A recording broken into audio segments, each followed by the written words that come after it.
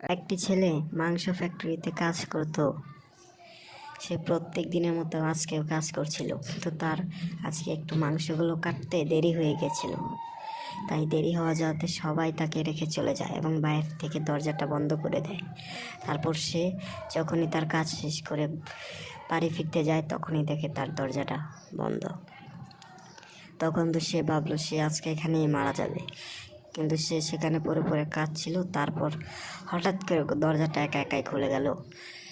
সে বাহিরে বেরিয়ে দেখে সিকিউরিটি গার্ড বাইরে দাঁড়িয়ে আছে। সিকিউরিটি গার্ড তার দরজাটা খুলে দিয়েছে।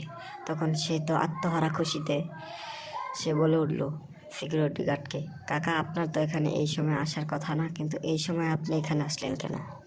তারপরে সিকিউরিটি গার্ড বলল, বাবা, তুমি প্রত্যেক দিন সকালে একবার যেতে সময় আমাকে সালাম দিয়ে যাও, আবার বের হওয়ার সময় একবার সালাম দিয়ে আসো।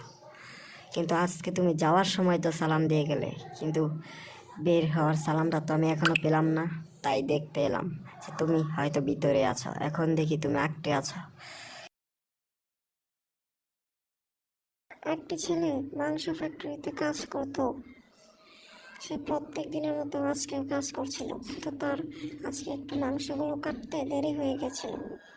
তাই দেরি হওয়া যাওয়াতে সবাই তাকে রেখে চলে যায় এবং বাইরে থেকে দরজাটা বন্ধ করে দেয়। তারপর সে যখনই তার কাজ শেষ করে বাড়ি ফিরতে যায়, তখনই দেখে তার দরজাটা বন্ধ।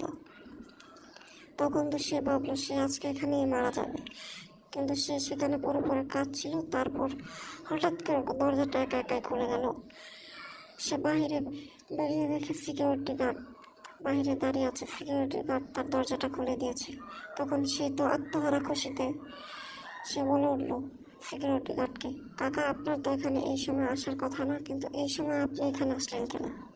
তারপরে সিকিউরিটি গার্ড বলল, বাবা, তুমি প্রত্যেক দিন সকালে একবার যেতে সময় আমাকে সালাম দিয়ে যাও, আর বের হওয়ার সময় একবার সালাম দিয়ে আসো। কিন্তু আজকে তুমি যাওয়ার সময় তো সালাম দিয়ে গেলে, কিন্তু বের হওয়ার সালামটা তো আমি এখনো পেলাম না। তাই দেখতে এলাম যে তুমি হয়তো ভিতরে আছো, এখন দেখি তুমি আঁকড়ে আছো।